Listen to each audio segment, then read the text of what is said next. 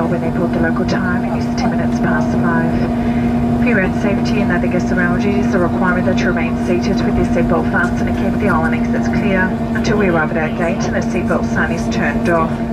When opening the overhead lockers, please be careful of any items that may move during our flight and could fall out. As you disembark through the forward and the rear doors, we will be refuelling. If your mobile phone is within easy reach, you may switch it on now.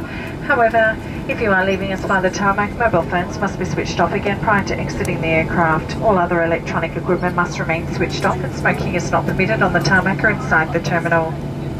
If you are travelling with small children or would have difficulty using the rear stairs, please feel free to exit through the forward area bridge. For your own safety, once you've disembarked the aircraft, please follow the white markings on the tarmac, remain on the outside of the orange markers and follow any instructions given to you by the lovely ground crew. Thank you for flying with us today. It's been our pleasure looking after you. On behalf of your crew,